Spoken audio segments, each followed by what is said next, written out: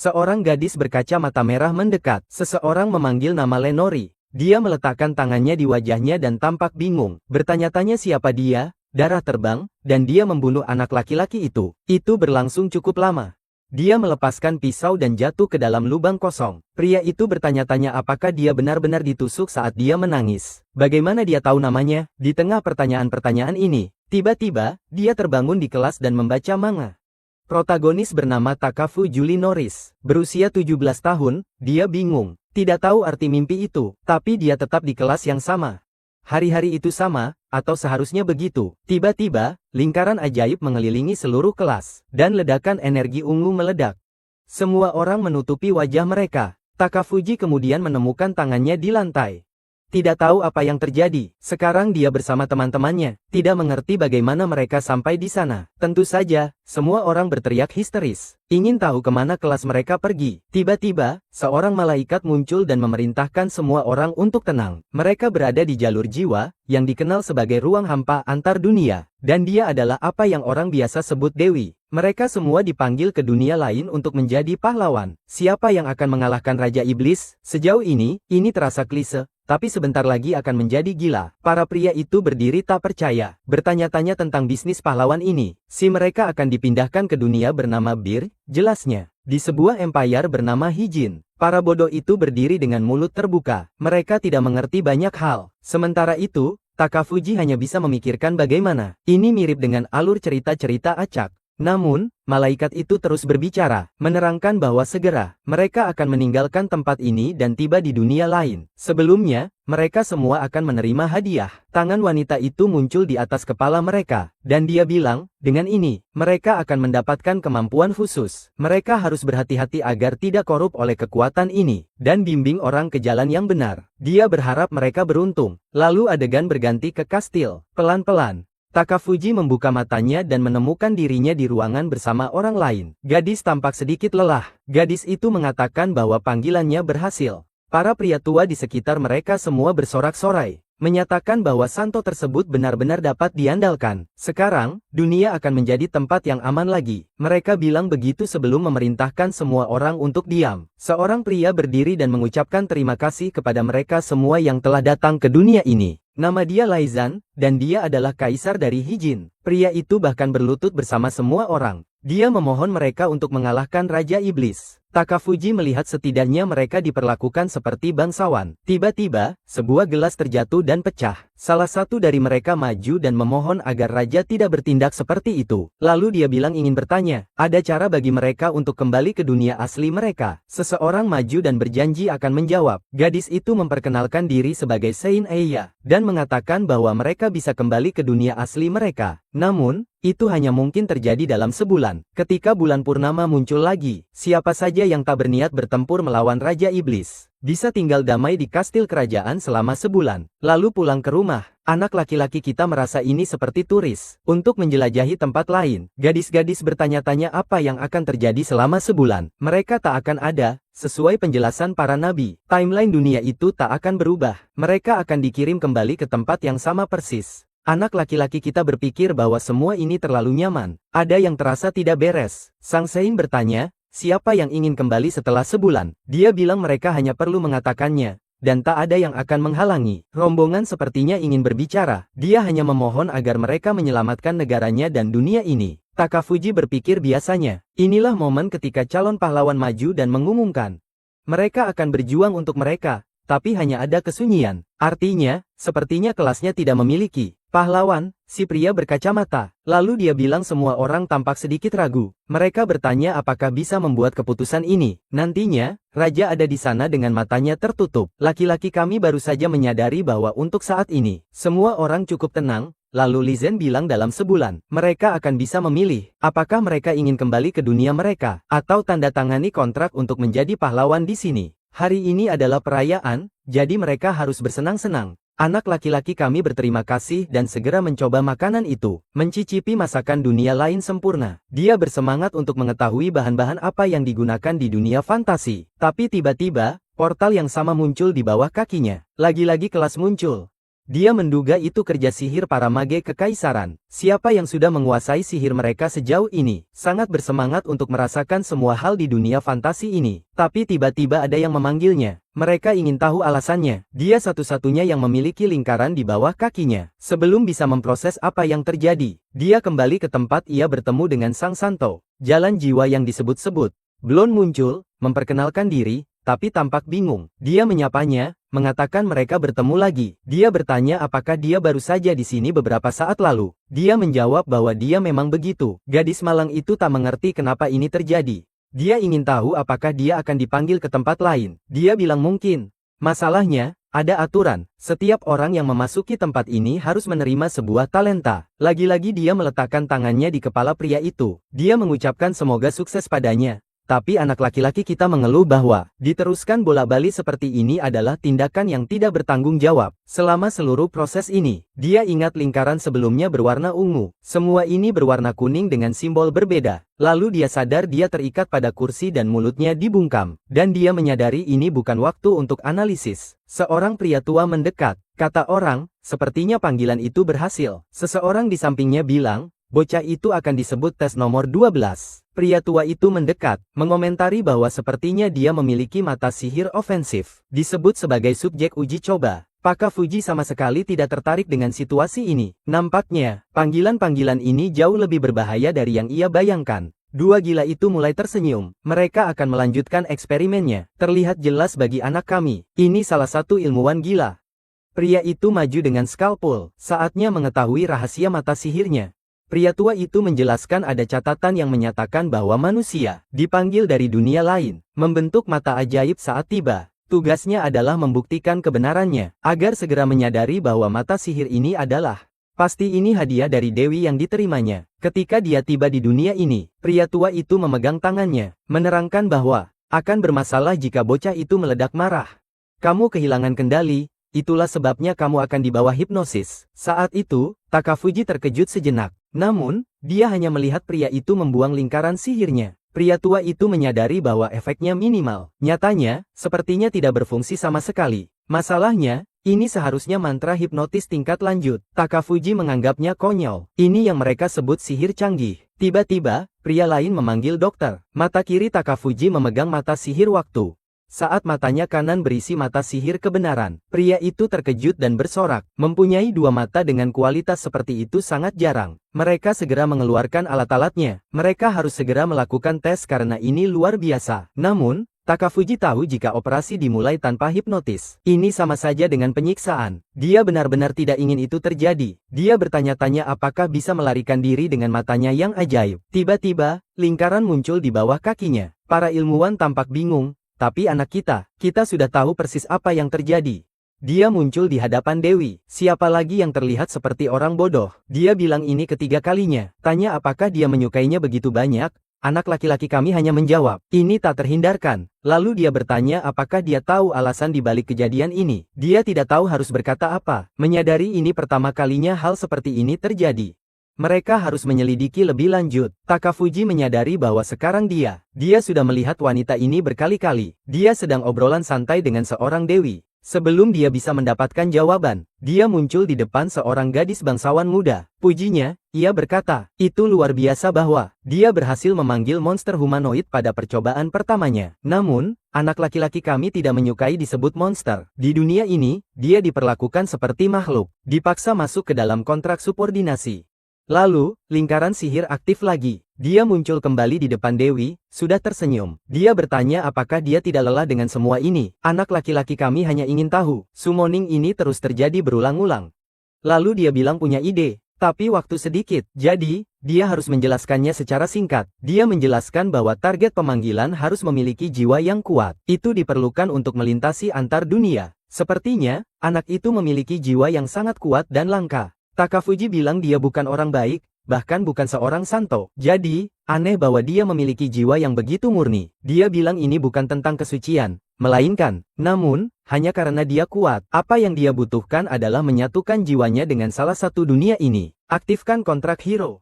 Dan ini akan berhenti terjadi. Lalu adegan berganti ke sebuah kastil. Di tempat seorang gadis memegang bola, dia kini bisa mencuri kemampuan.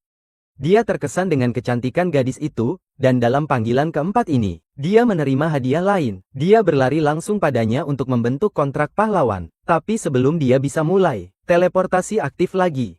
Pada panggilan kelima, dia dipanggil dengan sihir gelap. Gadis itu lelah, berkeringat, dan pakaiannya robek-robek. Sementara dia tampak benar-benar santai, di puncak kastil di Gunung Pico. Pada panggilan ke-6, dia dibawa kembali sebagai Raja Iblis yang dibangkitkan. Dan semua monster merayakannya. Tapi sekarang kembali di langit, malaikat itu mengomentari bahwa ia telah mengumpulkan kemampuan luar biasa. Dia terkesan, lalu dia bilang, panggilan berikutnya mungkin yang terakhir. Itulah sebabnya dia akan menggabungkan semua kemampuannya. Ketika dia dipanggil lagi, periksa statusnya. Dia mungkin bisa melihatnya dengan matanya yang kanan. Di dalam kastil, seseorang menyambut pahlawan. Dia perlahan membuka matanya, berpikir, lagi-lagi begini. Tapi tiba-tiba, dia kini bersama orang lain di tempat ini. Seorang siswa SMA bernama Ryu Shinzaki. Dan ada seorang gadis bernama Tamaki Kurosawa. Dia memanggil teman-temannya. Seorang gadis terakhir bernama Eil Isogai muncul. Tiba-tiba, seseorang di tahta berbicara. Raja berkata, berdasarkan legenda,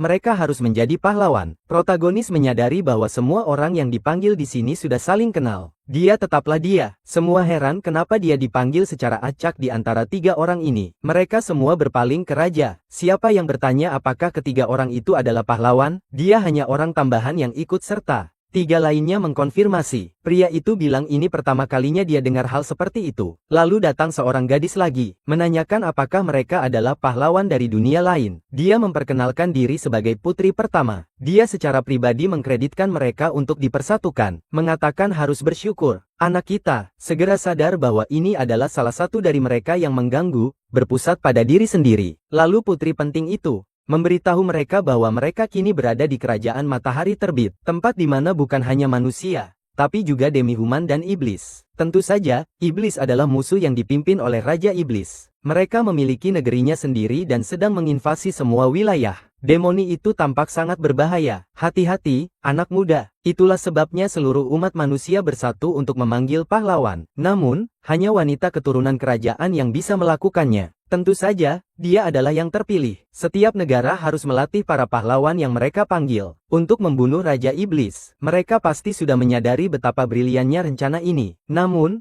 Takafuji mengerti, rencana mereka hanya untuk memanggil sekelompok pahlawan. Semoga ada yang akan mengurusinya. Putri bertanya kepada mereka, meningkatkan kekuatan sebagai perwakilan kerajaan ini, dan untuk membunuh Raja Iblis yang tak tahu malu itu. Tiba-tiba, Tamaki bertanya, bagaimana mereka bisa kembali ke dunia asli mereka? Putri hanya bilang itu mustahil.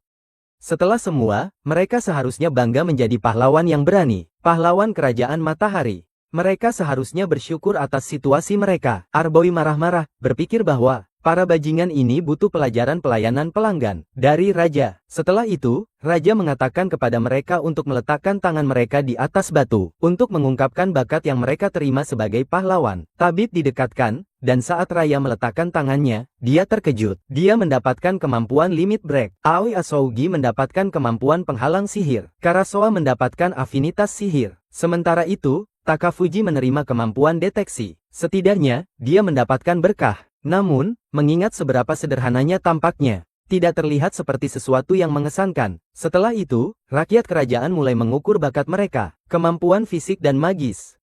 Mempunyai kemampuan fisik supermanusia, Esofai memiliki bakat alami dalam menciptakan berkah, pengukuran kekuatan magis yang tinggi. Sementara itu, Tamaki juga memiliki bakat magis yang luar biasa. Fokusnya adalah sihir destruktif. Sedangkan untuk anak kami, dia sama sekali tak berbakat dalam manipulasi sihir. Dia sadar telah tiba di dunia lain, hanya untuk menjadi lebih lemah dari semua gadis, dan kamu. Dia tidak senang dengan itu, sudah lemas di lantai. Dia menggerutu bahwa itu tak penting, karena mereka jelas-jelas pahlawan sejati di sini. Malam itu, mereka berkumpul di kamar Ryu untuk membahas masa depan. Seorang anak laki-laki melihat sekeliling, bertanya-tanya kenapa kamar Ryu jauh lebih besar dari kamarnya. Sementara itu, kedua gadis itu ingin tahu mengapa dia ada di sana. Jika dia bukan pahlawan sejati, itu memukulnya. Lelaki itu memilih tidak menjawab. Tamaki kemudian bilang dia tak terlalu khawatir padanya. Namun, sang protagonis menyadari bahwa dia jelas khawatir jika dia terlalu terlibat dalam ini. Jelas dia bukan gadis jujur. Ryu kemudian mengatakan bahwa kemampuan deteksinya bisa jadi sangat penting.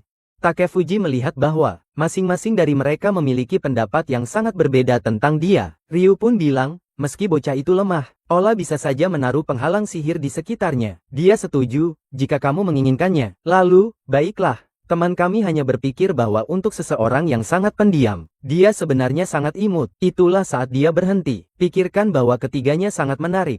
3 orang beruntung dalam hidup. Tamaki kemudian, mereka bertanya apakah benar-benar aman bagi mereka untuk tinggal di negara ini. Ryu hendak berbicara. Orang lain berkomentar bahwa negara ini tidak buruk. Perlakuan tersebut menyenangkan. Mereka semua menatap anak kami yang memberi isyarat agar tetap diam. Dalam catatannya, dia menulis ada orang yang mendengarkan percakapan mereka. Lebih baik jangan bicara yang mencurigakan. Mereka bertiga terdiam, tampak bingung. Saat dia sadar bahwa berkat deteksi itu ternyata sudah terbukti bermanfaat, meskipun dia tak punya bakat fisik atau sihir. Ini benar-benar kemampuan yang luar biasa. Dia bisa merasakan kehadiran orang atau makhluk di balik dinding. Contohnya saat ini, dia tahu persis siapa yang mengintai di luar. Saat dia di kamarnya sendiri, dia berusaha menjauhkan pelayan, tapi mereka selalu kembali. Lalu, dia menulis di buku catatannya, minta Uwa untuk pasang penghalang suara.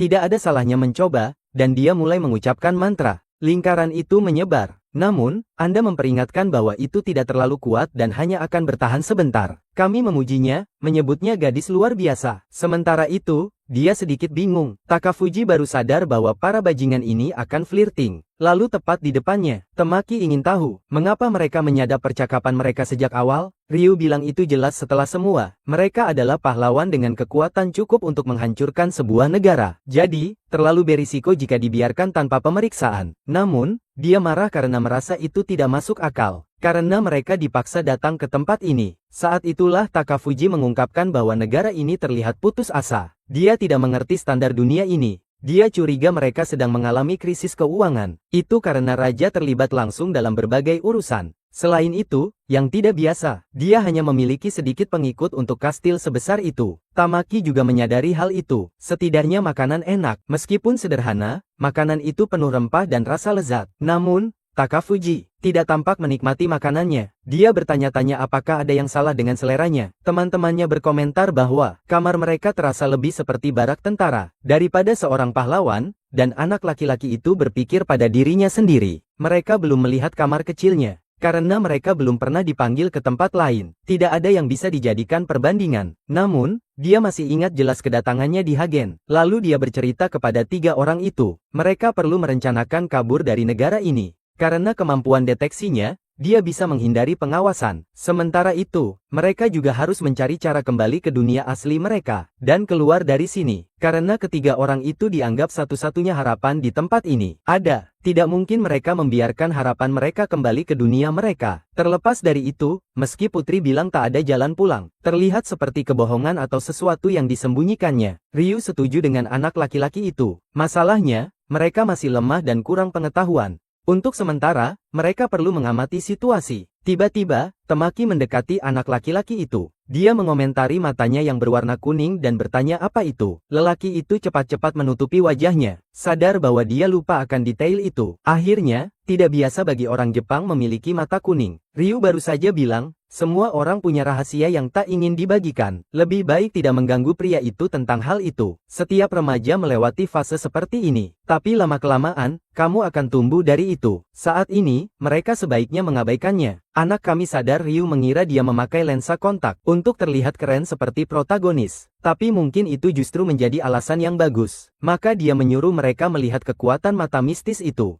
Beberapa saat kemudian, dia kembali ke kamarnya, bertanya-tanya tentang mata aneh ini. Dia memeriksa statusnya, dan astaga, banyak atribut yang terdaftar. Masalahnya adalah, sama seperti kita, belum tahu rata-rata dunia ini. Kita tak bisa pastikan seberapa kuat atau lemah dia. Namun, berdasarkan tes metafisik, mungkin mereka buruk atau ada yang tidak beres. Lalu dia memutuskan untuk memeriksa kemampuannya. Masing-masing matanya memiliki kemampuan berbeda. Magik hitam Raja Iblis, kemampuan mencuri kemampuan dan deteksi akhir. Dia kemudian menyadari bahwa dia memiliki atribut aneh. Mungkin diterima saat dia dipanggil sebagai monster. Dia adalah anggota ras iblis. Dia diklasifikasikan sebagai vampir dengan pangkat baron. Dia memiliki debuff bernama benci matahari, siang hari. Atributnya berkurang menjadi 1/10, dan dia tak bisa menggunakan kemampuannya. Sekarang semua terasa masuk akal. Dia kesulitan dalam tes karena terpapar sinar matahari. Makanan terasa buruk karena mengandung bawang putih. Belum lagi saat dia memandang para gadis itu, dia merasa aneh tertarik untuk menggigit leher mereka, dan minum darah segar.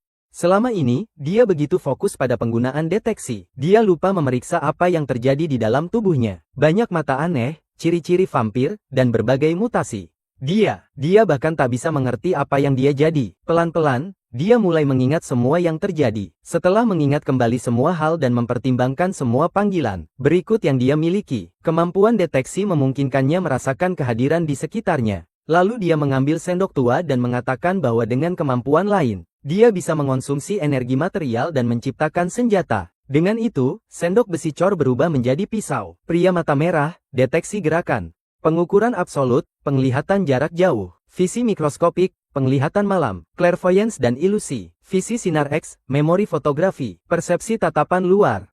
Ya ampun, daftar panjang sekali. Dia sadar bahwa semua itu berkaitan dengan penglihatan. Ini adalah semacam mata 2.0. Yang tidak dia pahami adalah mata kuning itu. Deskripsi menyatakan bahwa lingkaran sihir, dilihat oleh mata itu, bisa ditransfer ke muridnya dan diaktifkan sesuka hati. Dia memutuskan untuk itu nanti. Dia harus meluangkan waktu untuk mempelajari sihir dunia ini. Masalahnya, daftar kemampuan cukup panjang. Setidaknya ada beberapa hal yang dia tidak mengerti. Bagian vampirisme tidak terlalu rumit.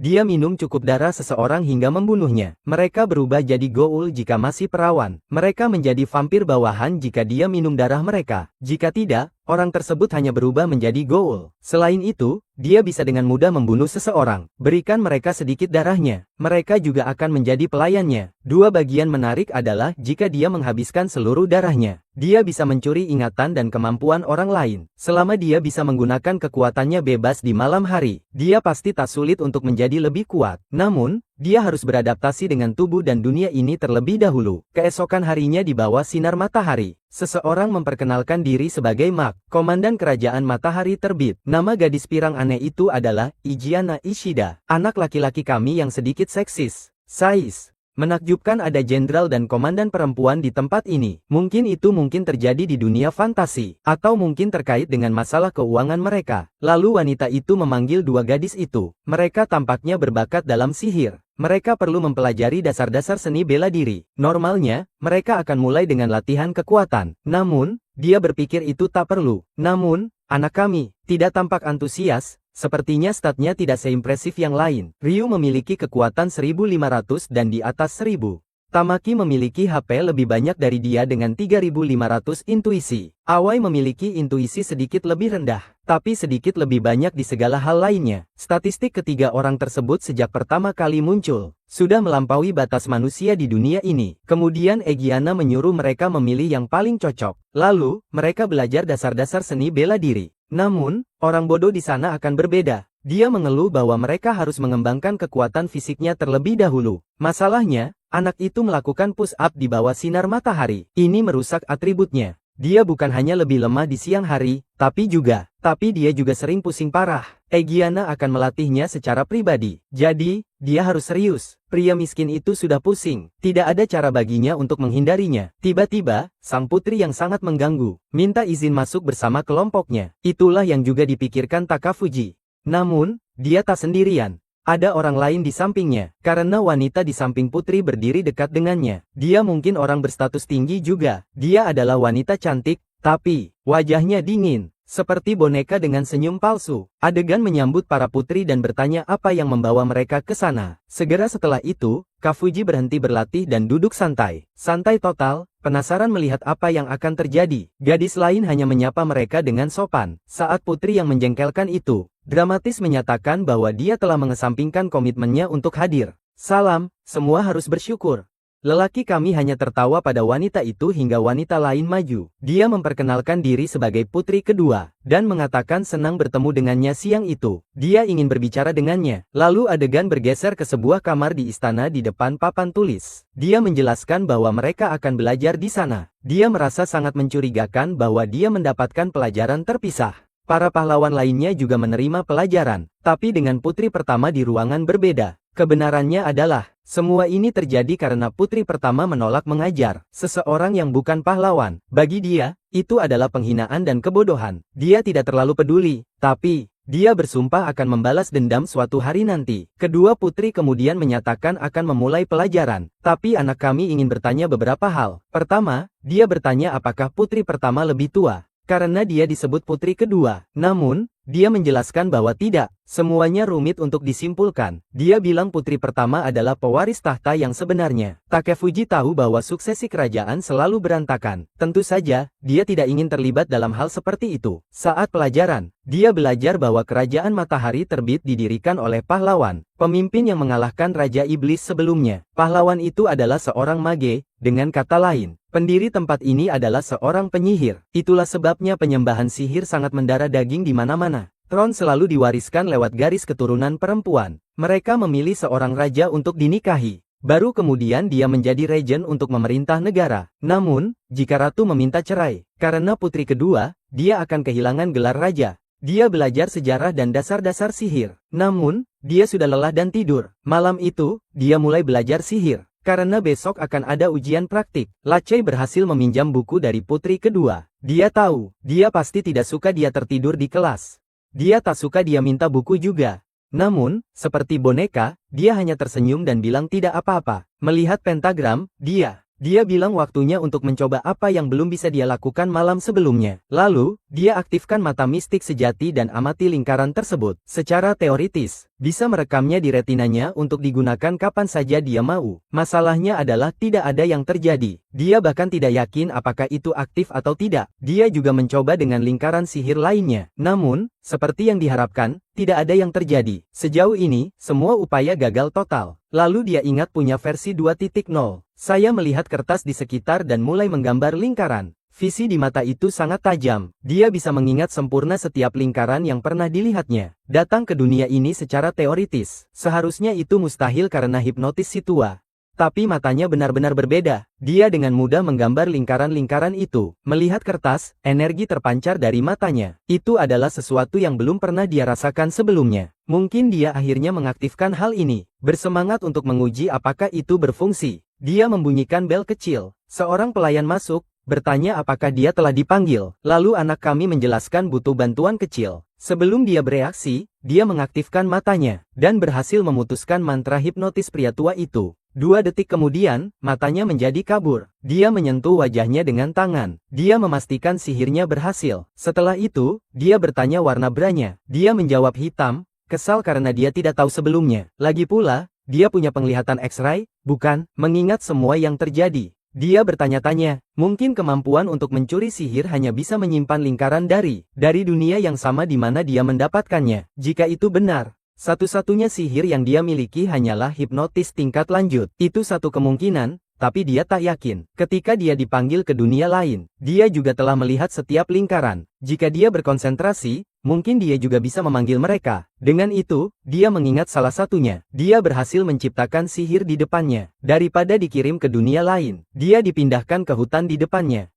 Ternyata, dia bisa menggunakan ini sebagai sihir teleportasi. Dan dia bisa menggabungkan mata merah, penglihatan jarak jauh dengan kemampuan portal mata kuning. Dengan itu, dia bisa meninggalkan kastil kapan saja dia mau. Sekarang dia jauh, tidak ada bahaya dalam mencoba mantra lain. Dia kemudian menyentuh dinding dan membuat lingkaran sihir gelap. Dengan kemampuan ini, dia bisa mengendalikan objek tak bernyawa. Gerakan mereka bebas dan simpan di bayangannya. Objek yang dikendalikan oleh sihir ini tidak bisa berinteraksi dengan apapun di luar pengaruh sihir. Namun, Anda bisa melepaskan kendali untuk memungkinkan interaksi normal. Sementara sihir itu berguna, juga memiliki batasan yang tidak nyaman. Magik gelap, dia juga bisa menggunakan shadow step. Kemampuan ini memungkinkannya masuk ke satu permukaan dan keluar dari permukaan lainnya. Di sekitar, di dalam pohon tipis, dia merasa aneh, seolah-olah berada di area yang luas. Dia kemudian memutuskan untuk menguji kemampuan penciptaan lagi. Batuan itu mulai mencair dan berubah menjadi pedang. Dia memusatkan perhatian dan mulai mengingat setiap gerakan. Matanya menangkap dari komandan. Hanya dengan satu pandangan, dia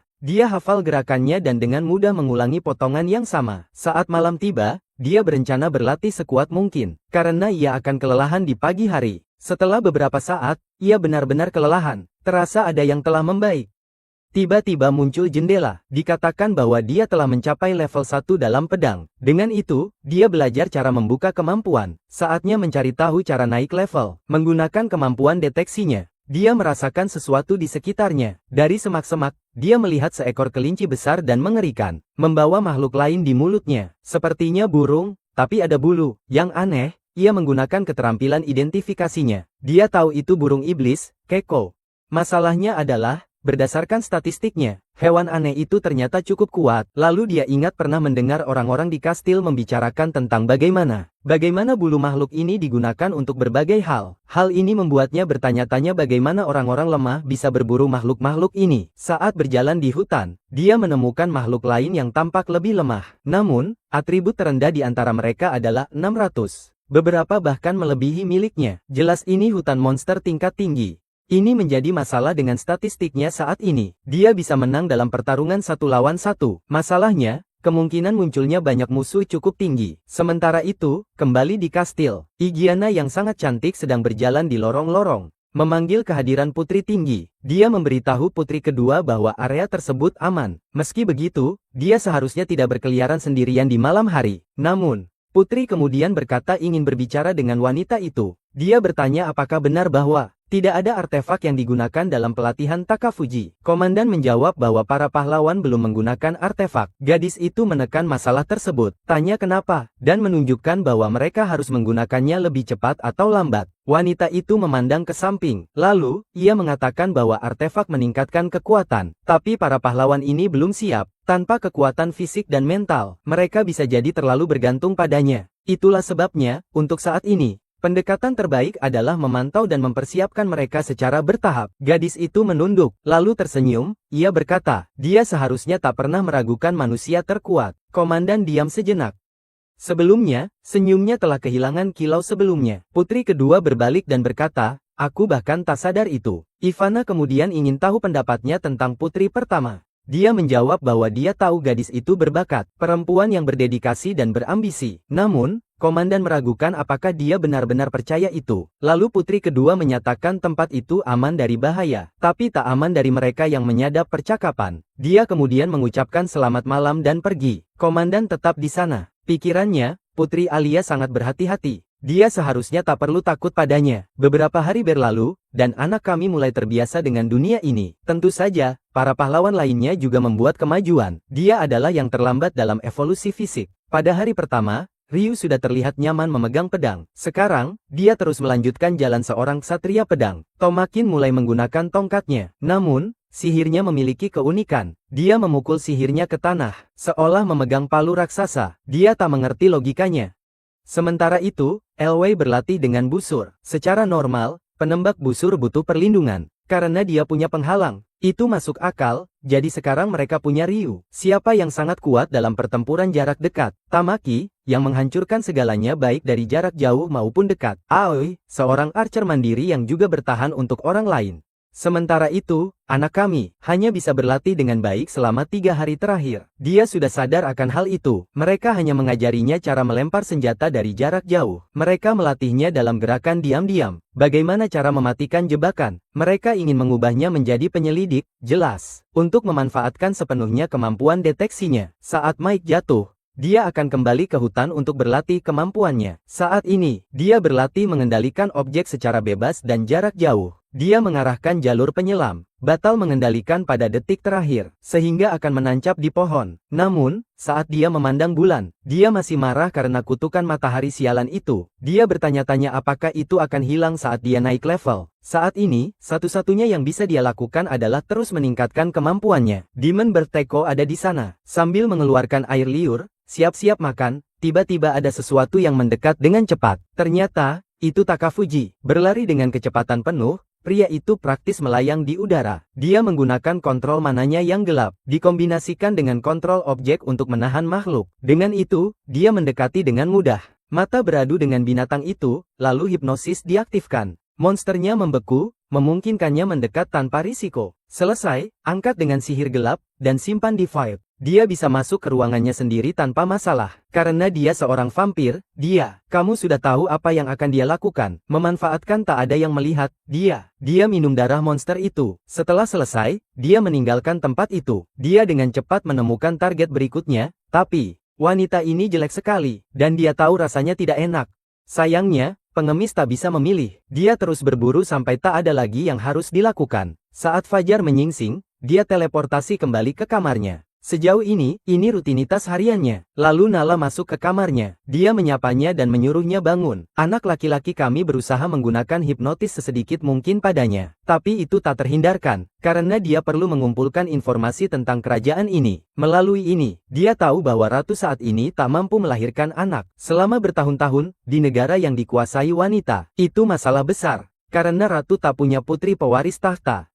Untuk memperparah keadaan, gadis-gadis bangsawan muda secara misterius meninggal. Untuk mencegah keruntuhan garis keturunan mereka, mereka menerima seorang wanita bangsawan sebagai selir raja. Dan wanita itu melahirkan seorang anak. Anak itu adalah Alia, putri kedua. Dia dibesarkan dengan cinta hingga berusia 7 tahun. Saat itulah ratu sejati akhirnya melahirkan putri. Nama dia Amanda, yang berarti gadis terkasih. Sesuai namanya, ratu sangat mencintai putrinya lebih dari yang lain. Terutama karena putrinya mewarisi bakat ajaib yang luar biasa. Dari situlah Alia tak lagi dianggap sebagai calon pewaris. Saat Amanda berusia 7 tahun, dia secara otomatis menjadi putri pertama. Semua orang merayakan, sementara Alia tetap di sudut, pura-pura tidak peduli. Tapi dia sadar bahwa sejak hari itu, keberadaannya tak lagi memiliki arti di dunia ini. Dia terlupakan oleh orang-orang, ditinggalkan oleh ibunya sendiri. Tidak ada satupun anggota keluarga kerajaan yang ingin berinteraksi dengan dia. Itulah cara Alia dipaksa hidup sendirian seperti boneka. Takafuji mengira dia sama seperti dirinya, karena tak ada yang mengharapkan apapun dari mereka berdua. Lalu dia tersenyum padanya dan lembut memintanya bangun. Menceritakan padanya bahwa meski pelajaran membosankan, mereka penting untuk kelangsungan hidupnya. Anak kami lelah menguap.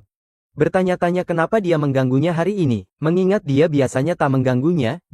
Dia kemudian berkomentar bahwa dia telah mendengar bahwa dia sedang belajar teknik-teknik Spanyol saat latihan. Meskipun dia tak berbakat dalam sihir, sepertinya dia punya kesempatan bagus untuk menggunakan apa yang dia pelajari di sini. Satu hal yang tidak dipahami protagonis kami adalah, kenapa dia tak bisa menggunakan sihir dengan baik di dunia ini. Dia tahu ini mungkin kasus langka. Bahkan Nala pun, seorang pelayan sederhana bisa dengan mudah memanipulasi banyak objek. Namun, Alia mengatakan bahwa Jenderal Igiana Isheta adalah wanita sibuk. Jika dia tidak memerlukannya, tentu saja dia tidak akan meluangkan waktu untuk melatihnya. Dia tak melihat potensinya. Namun, anak itu menjawab mungkin saja. Dia hanya melihat keuntungannya dikenal sebagai pelatih. Salah satu pahlawan, saat itulah Alia menamparkan meja dan berkata tidak. Dia yakin dia bisa kuat.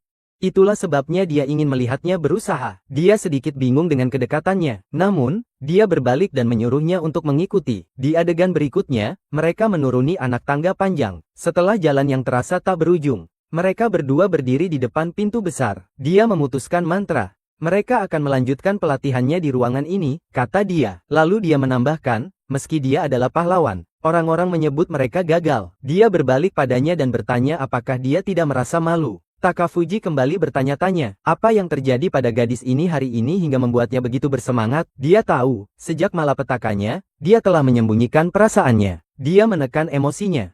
Dia telah berpura-pura dengan sangat baik. Orang-orang mulai memanggilnya putri boneka. Tapi saat itu, dia berbeda. Dia tak lagi gadis pendiam dan pemalu yang pernah dia kenal. Lalu dia masuk ke ruangan itu. Di langit-langit, ada lingkaran sihir besar. Ini akan mencapai tujuannya. Dia berkata sebelum memperingatkannya, jika terus seperti ini, dia akan diasingkan dari kastil. Sebelum dia bisa menjelaskan diri, dia membacakan kutipan dari mantan ratu. Mereka tak berkewajiban memelihara orang-orang kompeten yang datang ke kerajaan ini. Lelaki itu masih kurang peduli. Dia hanya bilang bahwa dia tidak kompeten. Dia memiliki kemampuan deteksi. Dia setuju bahwa itu cukup berguna. Namun, ia tak berusaha sekeras rekan-rekannya. Sebagai orang yang membawa berkah, dia harus mengambil nasibnya sendiri dan berusaha sebaik mungkin. Takafuji, orang miskin itu, selalu tertidur di kelas karena begadang semalaman. Meskipun dia tidak tahu, dia telah berusaha berburu di tengah malam. Jadi, dia bilang padanya bahwa dia berusaha sebaik mungkin dalam batas kemampuannya. Tidak tampak sekuat 3 orang itu. Dia juga tak sehebat akademisnya dibandingkan dengan dia. Tiba-tiba, Lia mengungkapkan bahwa ruangan ajaib ini memiliki penghalang. Dia meletakkan tangannya di pintu, dan dia bilang tak ada yang akan dengar teriakanmu. Namun, bocah itu hanya ingin tahu cara membuka hal itu.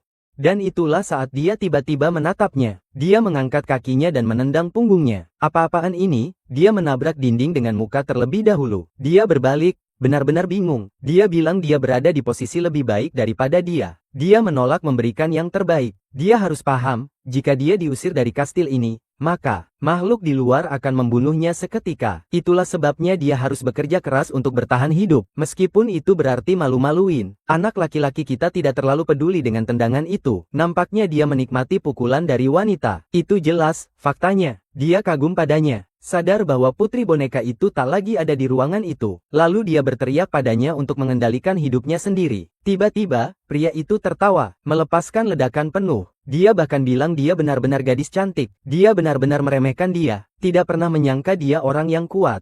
Itulah saat dia bertanya apakah dia sedang mengejeknya. Dia menjawab bahwa dia tidak, karena dia sebenarnya salah satu dari 4 orang. Paling khawatir akan keselamatannya sendiri. Di antara para pahlawan, dia sadar dia tak bercanda. Dia mengakui mungkin dia telah meremehkannya. Sebaliknya, begitu dia mengaktifkan auranya, dia mencatat hal itu dengan aneh.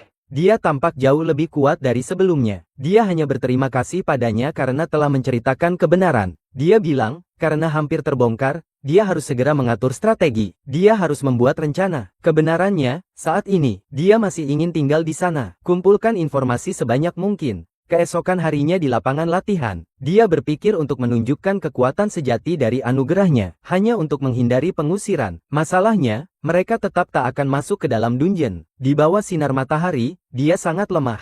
Setelah pelatihan selesai, anak laki-laki kami memutuskan untuk berbicara dengan komandan sebagai langkah terbaik. Dia memanggilnya untuk berbicara, mencoba meyakinkan ratu agar tidak mengusirnya. Namun, adegan langsung dipotong ke dia. Dia bilang akan sulit, lalu bertanya padanya. Dia benar-benar percaya bahwa kemampuan itu tidak berguna. Mungkin tampak seperti dia tak berusaha keras saat latihan. Namun, dia berusaha. Namun, sebelum dia melanjutkan, komandan memotong pembicaraannya dan berkata bahwa sebenarnya, dia tidak menganggap kemampuannya tidak berguna sama sekali. Sebenarnya, dia bahkan berhasil meyakinkannya untuk bergabung dengan Mac Brigade-nya. Hal itu mengejutkannya. Dia menjelaskan bahwa kemampuannya sangat berharga. Di penjara bawah tanah yang mereka rampok, dia bisa menjadi alat penting dalam setiap petualangan. Namun, dia harus paham bahwa kata-katanya tak berharga, tidak akan cukup meyakinkan ratu. Bagaimana jika dia memilih melayani kerajaan sebagai tentara, alih-alih menjadi salah satu pahlawannya yang paling lemah? Itu cukup alasan bagi mereka untuk tidak mengasingkannya. Protagonis kami berhenti sejenak untuk berpikir. Dia tahu jika ia bergabung dengan ksatria negara ini, dia akan terjebak di negara ini. Ini bukan keputusan yang mudah baginya. Lalu dia bilang padanya bahwa dia menghargai tawarannya, tapi membutuhkan waktu untuk memikirkannya. Dia menjawab tidak masalah,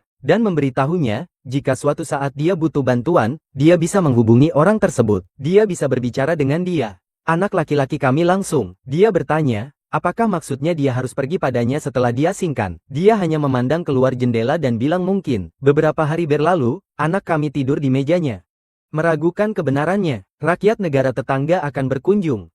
Dia menjelaskan bahwa ya, mereka benar. Karena itu adalah pesta perayaan. Karena banyak undangan yang telah diterima. Tidak ada pelajaran atau latihan hari itu. Anak laki-laki kami lelah. Bertanya-tanya kenapa tak ada yang memberitahu tentang bencana ini. Tapi dia hanya bilang, siswa yang tidur di kelas tidak layak tahu hal-hal. Dia sadar bahwa bahkan wanita ini tak begitu menyukainya. Beberapa saat kemudian, Lemon Cavalry memasuki kota. Semua orang merayakan dan membakar kembang api. Saat anak kami berpikir, untuk sebuah negara yang bangkrut secara finansial, mereka pasti menghabiskan banyak uang untuk pesta ini. Mungkin dia sebaiknya datang ke perayaan, karena tak ada yang akan menyadari, atau mungkin akan buruk jika muncul di sana. Bagaimana menjelaskan keberadaannya pada orang-orang itu? Mereka bahkan mungkin ingin menyelidiki dia, mencari tahu alasan panggilan 4 pahlawan. Itu akan merepotkan, jadi dia membuang ide itu. Tapi, bukan berarti kamu tidak bisa tahu apa yang terjadi di sana. Dia mengaktifkan 2.0i-nya. Kesadarannya mulai menjelajahi lorong-lorong. Dia melihat 2 putri. Dia pikir gurunya tampak cantik dengan gaun barunya.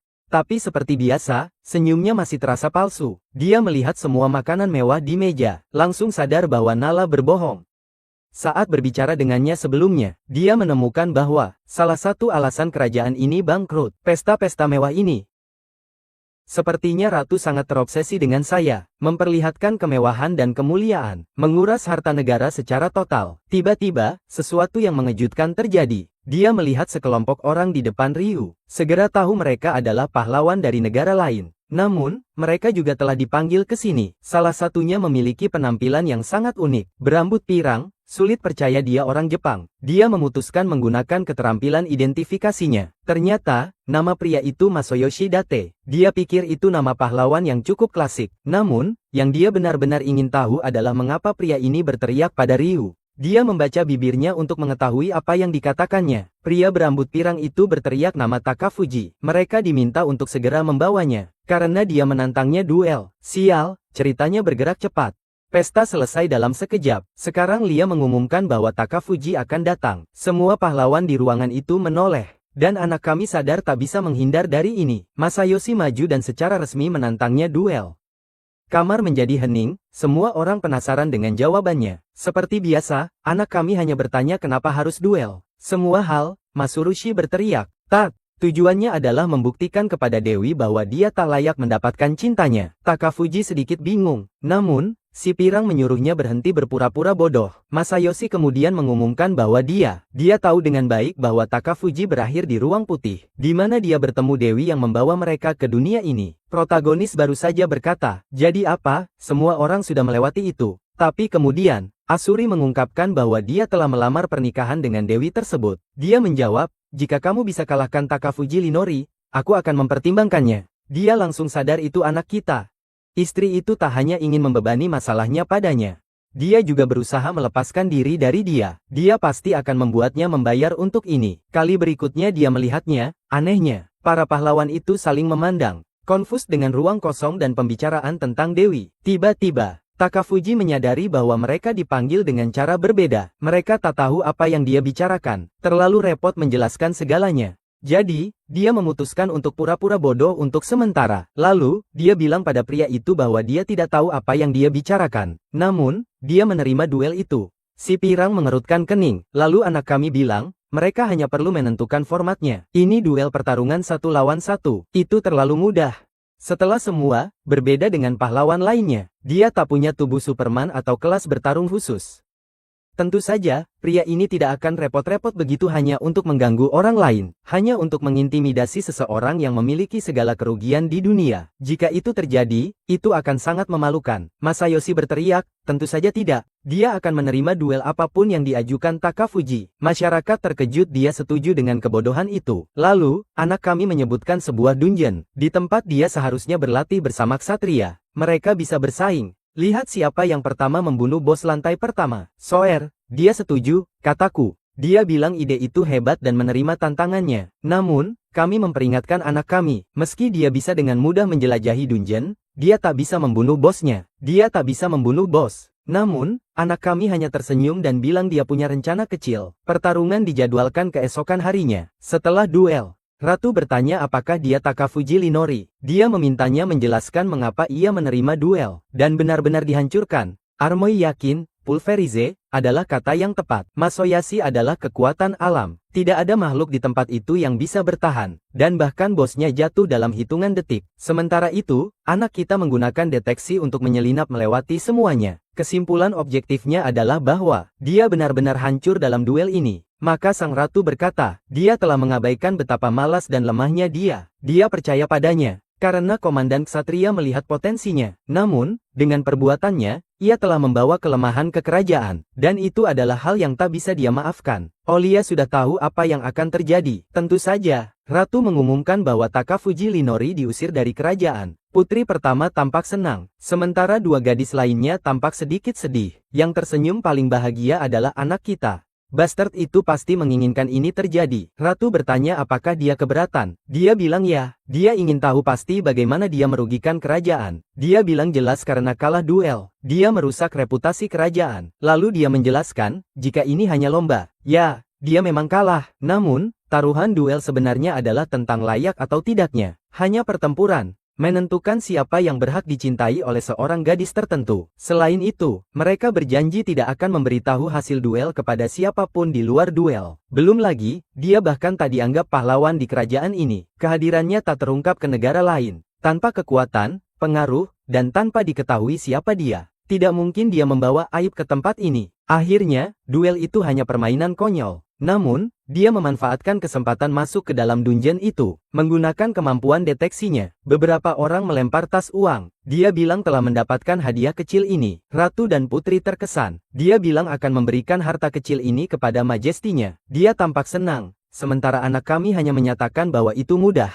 Baik dengan kemampuannya. Kebenarannya, Takafuji hanya tak ingin meninggalkan kastil itu. Dia menggunakan koin-koin itu untuk membeli waktu lebih lama di sana. Dengan begitu, dia bisa menghindari kebodohan Ratu dan Masayoshi untuk sementara waktu. Sekarang dia kembali ke malam-malam berburu biasa. Lina dengan damai. Selama tidak ada yang tahu, dia terus menjadi lebih kuat. Dia baik-baik saja. Satu-satunya bagian yang mengganggu adalah, dia mulai bosan minum darah burung itu.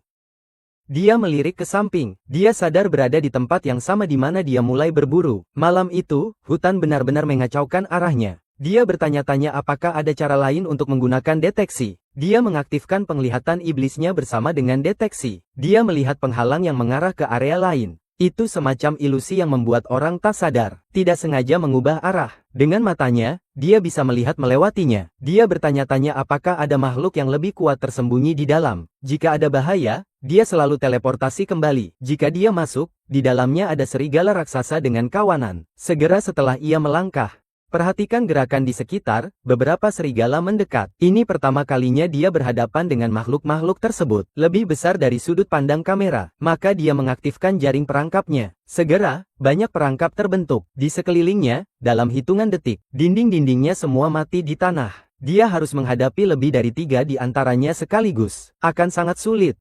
Untungnya, perangkap mudah dipasang. Dan binatang-binatang itu terjebak di dalamnya. Dia mulai membuang mayat-mayat ke ruang hampa, berbisik bahwa itu, setidaknya, mereka memberi pengalaman lebih banyak daripada burung-burung. Beberapa saat kemudian, dia kembali ke hutan di tengah danau. Di bawah sinar bulan, ada sebuah pohon. Laki-laki kita bertarung, sepertinya tempat yang sempurna untuk pertarungan bos. Saat dia berbalik dan berkata, ini bukan video game, bosnya sudah ada di belakangnya, bro. Sebelum ia bereaksi, lengan kirinya hilang. Apa-apaan ini? Dia masih memandang ke samping saat binatang itu menyerangnya, menghantarkannya berguling ke belakang, pertama menabrak pohon. Dia bahkan tak mengerti apa yang terjadi, dan makhluk itu sudah berhadapan dengannya. Fenrir, makhluk mistis, adalah hewan tersebut. Dia cepat menyadari bahwa makhluk ini bukan iblis. Salah satu hal yang berbeda, mungkin itu mini boss atau semacamnya. Karena dia tak mati seketika, dia masih bisa melarikan diri lewat bayangan. Tapi itu akan jadi masalah karena kecepatan makhluk itu. Tapi kamu tak punya banyak waktu. Femur sudah melompat padanya dengan gigitan untuk mengakhiri hidupnya. Monster itu menghancurkan pohon. Tapi anak kami sudah tidak ada lagi. Dia sudah teleportasi ke puncak pohon lain. Terbang pergi dengan sayap. Mengingat dunia di mana ia memperoleh kekuatannya sebagai vampir. Dia pikir, tak pernah menyangka harus menggunakannya secepat ini. Fenrir bertanya-tanya mengapa dia datang ke sana. Fakta bahwa ia bisa berbicara dengan manusia. Ini pasti binatang istimewa. Armoy menjawab bahwa dia hanya tersesat di hutan. Si serigala memanggilnya pembohong. Ia mengatakan bahwa dia jelas telah melintasi portal ilusi, dan masuk ke tempat ini dengan sengaja. Takafuji mengaku penasaran. Secara normal, ilusi digunakan untuk melindungi sesuatu yang penting, dan dia ingin tahu apa itu. Namun Fenrir, mendengar cukup bicara, dia telah melanggar dan membunuh beberapa dari jenisnya. Jadi, dia tak akan hidup. Takafuji hanya mengerutkan kening dan berkata, membaca gerak-gerikmu, sang serigala. Semakin yakin dia bahwa ada sesuatu yang berharga tersembunyi di sini. Kini, benar-benar ingin tahu apa yang sangat penting. Serigala mengumumkan, sebagai hadiah terakhir sebelum kehidupannya berikutnya, dia akan membiarkan anak muda itu mengungkapkan rahas. Dia akan memberitahunya, tanah ini adalah tempat mereka membuat perjanjian dengan seorang penyihir. Dia tak tahu kenapa, tapi sejak itu, mereka selalu bertahan. Mereka telah melindungi tempat ini. Tugasnya hanya menghilangkan ancaman atau monster yang menginvasi. Tentu saja, penyusup seperti Takafuji juga menjadi sasaran. Dengan kata-kata itu, dia memperingatkan jika anak itu tetap diam, dia akan mati tanpa rasa sakit. Namun, Takafuji lebih fokus pada fakta bahwa lengannya kembali. Ternyata generasi vampirnya lebih mengesankan dari yang ia bayangkan. Fember siap menyerang. Dikatakan jelas bahwa Takafuji bukan manusia biasa. Dia melompat maju. Dia menyatakan tak mungkin membiarkannya hidup. Takafuji berusaha menghindar, dan sekitar mereka meledak. Terima kasih pada matanya yang iblis. Dia hampir berhasil membaca gerakan serigala tepat waktu. Mencoba terbang pergi. Menyadari tak mungkin menang dalam pertempuran ini sekarang. Rencananya adalah mendapatkan jarak dengan terbang. Lalu jatuh ke tanah dan teleportasi keluar. Tengah jatuh, makhluk itu meluncurkan serangan es. Takafuji angkat tangan untuk melindungi diri, tapi serangan itu malah mengenai pohon, memotongnya bersih menjadi dua bagian. Serigala itu memalingkan kepalanya ke arahnya sejenak. Dalam sekejap, ia sudah melompat untuk gigitan berikutnya. Lagi-lagi ledakan kekuatan, dia hampir terseret ke tepi. Monsternya begitu cepat, dia tak punya kesempatan menggunakan hipnotis. Mencari jalan keluar semakin mustahil. Dia melihat air terjun di depan. Bagaimana dia bisa keluar dari situasi ini? Pikirnya. Serigala datang dari atas, mengirim serangan es lainnya. Saat bersiap menggigit, Arvoid mempersiapkan diri. Tapi kali ini, sayapnya benar-benar hancur. Fatmer tersenyum, lalu melancarkan serangan pamungkas. Tidak, itu bukan yang saya maksud. Mengaktifkan kemampuannya di tanah, ia menembakkan sekelompok paku. Venera hampir berhasil menghindar ke samping, menghindari ditusuk. Takafuji menyimpan sisa-sisa pohon di dimensi lain. Jika terjadi hal seperti ini, masalahnya adalah, namun, situasinya tidak menjadi lebih mudah karena itu. Vanner memandang tajam ke arahnya. Takafuji berusaha mencari celah untuk menggunakan teleportasi. Dia ingin menggunakan hipnotis untuk mengalihkan perhatian binatang itu sejenak. Jadi, kita mulai memanggil sihir gelap lagi. Berbisik bahwa kamu harus membeli waktu. Dia mengeluarkan beberapa pisau, dan serigala bersiap untuk membalas. Takafuji sadar harus membuat setidaknya satu kesempatan. Dia memperluas auranya, sementara serigala bertanya-tanya apa yang dilakukan anak itu. Pahlawan tahu bahwa makhluk itu sangat kuat. Dia nyaris memiliki punggungnya terkoyak oleh gigitan. Di detik terakhir, dia mengeluarkan lebih banyak pisau dan melemparkannya ke arah kepala Venner. Si serigala mengira itu gerakan sia-sia. Serangan yang direncanakan buruk seperti itu takkan berhasil padanya. Dia mengayunkan ekor, memancarkan serangan es lagi. Tapi anak kami memblokirnya dengan pisau-pisau itu. Setidaknya, berkat regenerasinya, selama dia melindungi kepala dan kakinya, dia bisa terus bergerak dan bertahan hidup. Sementara itu, Femmer mulai terkesan dengan kegigihan anak ini. Lalu, anak itu mengaktifkan jebakan benang hitam. Pohon-pohon di sekitar sudah ditandai, dan serigala tertangkap dalam ikatan. Pertama kalinya Fenrir tampak tak bergerak, senyum licik sejenak.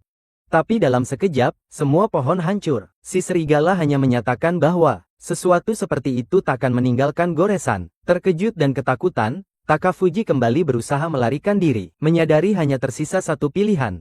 Saat ia menghindari serangan es dan serigala menerjang untuk gigitan kedua, ia berdoa agar ini berhasil. Dia menendang pohon, melompat ke langit dengan gerakan parkir. Si serigala mengira dia mencoba melarikan diri dengan terbang. Sialan, dia mengirim serangan ekor lagi. Deklarasi bahwa bocah itu baru saja membuat dirinya sasaran mudah. Saat mereka bergerak, Takafuji meletakkan benang dengan matanya yang lain. Sekarang seluruh area yang telah dilaluinya berubah menjadi lingkaran teleportasi. Dia aktifkan, sekarang, tak ada cara untuk kabur. Si serigala menyadari anak itu menghilang dari atas, dan bertanya-tanya kemana dia pergi. Takafuji sudah berada di punggung Fenru, berbisik. Rencana berhasil, waktunya pamit, teman. Dia menusuk serigala tepat di matanya. Hewan itu berteriak kesakitan, saat Takafuji dengan santai mengomentari bahwa, terlalu banyak dipukuli adalah gaya hidupnya. Namun, makhluk mistis itu mulai bergoyang-goyang dengan ekornya, menghancurkan segala sesuatu di sekitarnya. Salah satu serangan nyaris mengenai anak kami. Tapi sekarang, binatang itu buta, menghindari menjadi lebih mudah. Awalnya, dia pikir hanya satu matanya yang terluka. Tapi tidak, anak itu cepat. Dia telah memotong kedua matanya, sehingga monster itu benar-benar buta. Cara berhentinya gerakan itu membuat Takafuji menyadari sesuatu. Ia berusaha menemukannya dengan bau. Aura haus darah dari makhluk itu sangat menakutkan.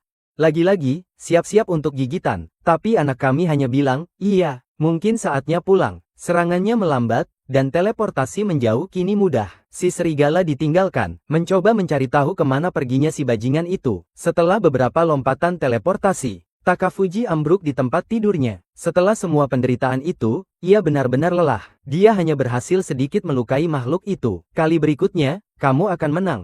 Mulai hari itu, dia mulai menyusup ke gudang peralatan kastil, mengumpulkan bahan dan logam berkualitas tinggi. Maksudnya, jika suatu saat terjadi darurat seperti itu lagi, saat bertarung, Takafuji berhasil mencuri bulu Fenrir. Bahan tersebut memiliki sifat kristalisasi dan pengerasan. Segera setelah dia menerapkan sedikit sihir gelap, segera mengeras. Itu menjelaskan mengapa setiap kali monster menyerang, terdapat lonjakan energi dalam serangannya. Ini adalah material yang bereaksi saat disentuh manusia. Dia bertanya-tanya apa yang akan terjadi jika dia membuat senjata dari itu. Dia akhirnya menciptakan sejenis benang yang disebut Glickner. Ini adalah benang tak terhancurkan. Tidak peduli seberapa besar kekuatan yang diterapkan padanya, ketika dicampur dengan sihir, mereka mengeras dan mengkristal. Bagi dia, ini sempurna. Fenrir sendiri tak bisa mematahkannya. Dia kemudian mendapatkan ide dan mengubah benang menjadi sarung tangan. Sarung tangan hitam, mempunyai pengkerasan dan kristalisasi gelap seperti benang. Karena Fenrir sering menyerangnya, dia telah mengumpulkan banyak bahan, memberi dia ide menarik lainnya. Keesokan harinya, anak kami memakai pakaian khusus buatan, selesai dengan sepatu bot dan setelan. Sekarang, kini saatnya balas dendam. Ledakan kuning menerangi hutan. Fenrir Takafuji muncul tiba-tiba dengan santai, mengagetkan semua orang. Sudah sehari sejak terakhir kali kita bertemu. Fatmer marah besar. Sialan, dia berani kembali ke tanahnya.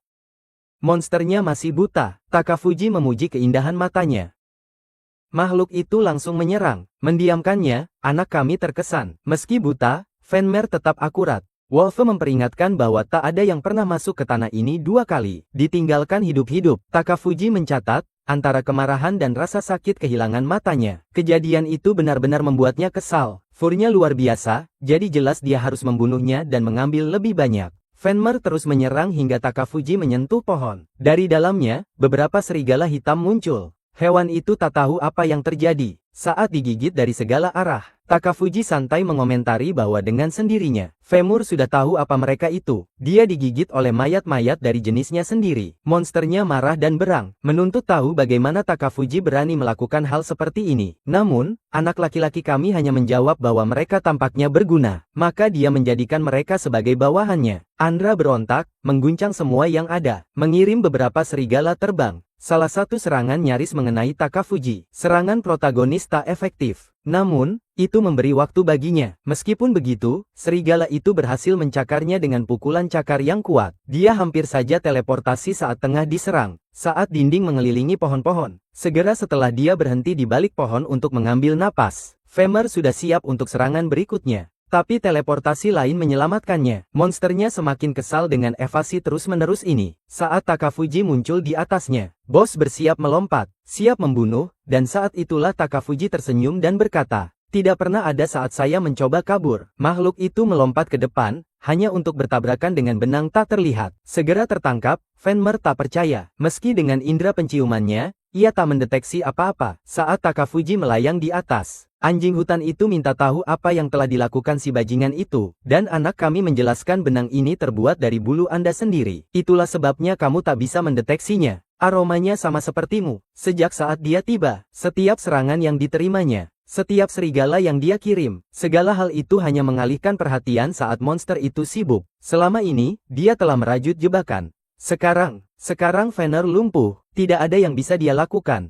Takafuji mengucapkan selamat tinggal dan mengaktifkan kompresi benang. Tali-tali mengencang, menarik binatang itu ke tanah. Mereka yang menonton serigala hanya diam. Fenrir tak percaya, bertanya-tanya apakah ini benar-benar akhir. Jika dia mati, fakta juga akan rusak. Tapi, temanku, terlambat untuk itu. Takafuji tak hanya membunuhnya, dia sudah minum darahnya. Kematian itu sendiri memberikan dia 5 level dan beberapa kemampuan tambahan. Saat itulah dia melihat sesuatu yang menarik di sistem. Keterampilan unik, Bastard King. Lalu, ada yang memanggilnya, Master. Ketika dia berbalik, dia melihat serigala yang telah dibunuhnya. Mereka kini berdiri di depannya. Ternyata bisa berkomunikasi, mungkin karena kemampuannya yang baru. Dia bertanya-tanya apakah keterampilan ini berlaku untuk bawahan. Lalu, serigala itu bertanya padanya, "Kenapa kamu tidak menjadikan Femerus sebagai bawahanmu juga?" Mereka yang dahulu menjadi tuannya, sebuah makhluk yang berjuang keras melindungi tanah ini, dan selalu melindungi mereka. Itulah sebabnya mereka yang dulu melayani Fenrir kini ingin mengikutinya sebagai sekutu. Takahashi menarik napas dalam-dalam. Tidak ada kerugian baginya jika melakukan itu. Masalahnya, dia sudah lelah dan kehabisan energi.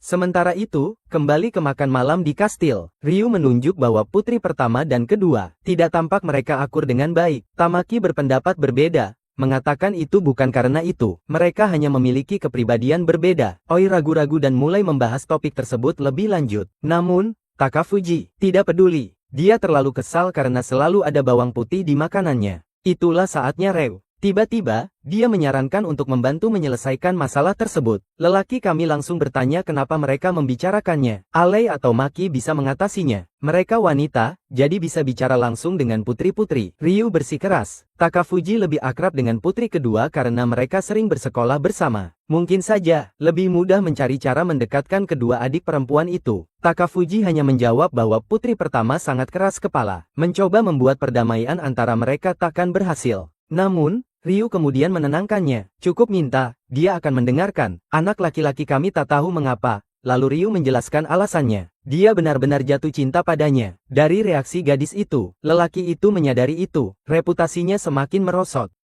Ryu kemudian menambahkan bahwa jika dia menerima, dia akan menjadi pelatihnya. Dia bisa minta 1 hari libur seminggu. Karena anak kami benci latihan siang hari. Dia setuju seketika. Masalahnya, dia harus bicara dengan putri pertama terlebih dahulu. Pukul pintunya. Dia sudah berdiri di sana dengan tangan bersilang. Dia hanya berbicara dengannya karena Ryu yang memintanya. Jadi, sebaiknya dia bicara cepat. Detik dia masuk. Dia sudah ingin kembali ke kamarnya. Sebelum dia bisa membuka mulutnya. Dia menyatakan bahwa hanya hari ini saja. Dia akan membiarkannya berbicara langsung padanya. Dia seharusnya sangat bersyukur atas kesempatan langka ini. Dia abaikan semua kata-katanya. Alih-alih, perhatikan betapa mewahnya kamarnya. Melihat reaksinya, dia dengan sombong mengira dia terpesona oleh kekayaan yang dimilikinya. Kekayaan yang tak akan pernah ia raih seumur hidupnya. Lalu, dia menunjuk patung bebek dan bertanya apakah dia benar-benar menyukainya. Amanda mengejeknya, memanggilnya idiot. Dia adalah seorang bangsawan. Semua miliknya adalah hadiah dari ibunya. Mereka hanya ingin menghilang dari sana, anak laki-laki kami. Memutuskan untuk segera menyelesaikan ini. Jadi, akhirnya ia membahas hubungan dengan putri kedua.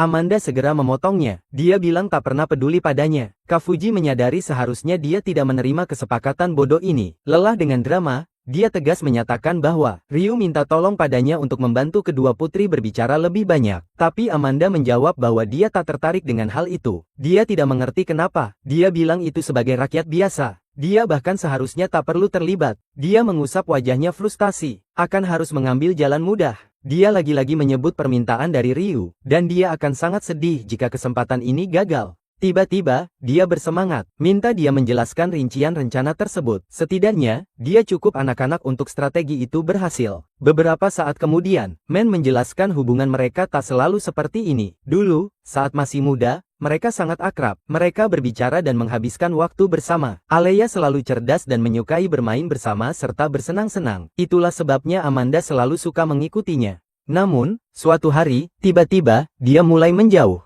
Amanda kemudian beralih ke dunia. Suatu hari tiba-tiba, Alea mulai menjauh. Tak lama setelah itu, Amanda berusia 7 tahun dan mendapatkan gelar putri pertama, meneruskan hak atas tahta. Saat itulah dia sadar bahwa Alia bukan saudara perempuannya. Atau, apakah dia putri dari ibu yang sama? Sejak hari itu, segalanya berubah. Akibatnya, hubungan mereka menjadi tegang seperti sekarang. Kebenarannya, untuk menjadi ratu, dia menjalani pelatihan yang sangat ketat. Hanya melalui pengalaman itu, dia sadar betapa istimewa dan baiknya Alia. Dia berharap Alia masih ada di sisinya. Namun, orang dewasa tak pernah membiarkannya terjadi. Jarak antara mereka semakin melebar. Dia berpaling dan berkata itu semua yang ingin dia katakan. Takefuji akhirnya mengerti. Semua keangkuhannya berasal dari cara orang dewasa membesarkannya. Seperti kamarnya, tak ada yang benar-benar mencerminkan dirinya. Segala miliknya, bahkan kepribadiannya. Dalam beberapa hal, dia telah dibentengi oleh orang lain. Berperilaku superior adalah satu-satunya cara dia bisa mengekspresikan diri. Meskipun sedikit, individuality. Amanda kemudian berbaring di mejanya dan berkata, sekarang, setelah semua ini, kamu harus memberitahu dia. Sekarang setelah dia berbagi semua hal, berikan dia saran.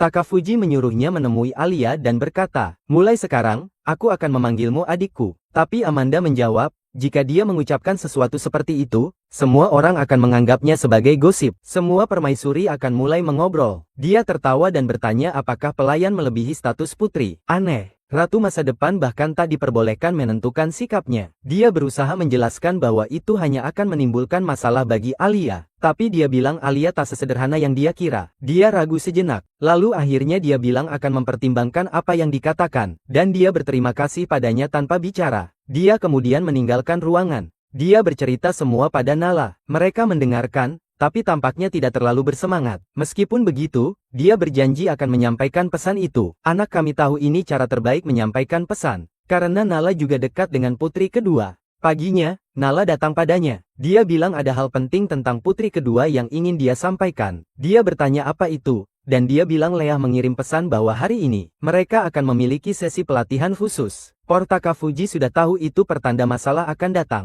Di tengah jalan yang sibuk, dia mengikuti dua putri itu.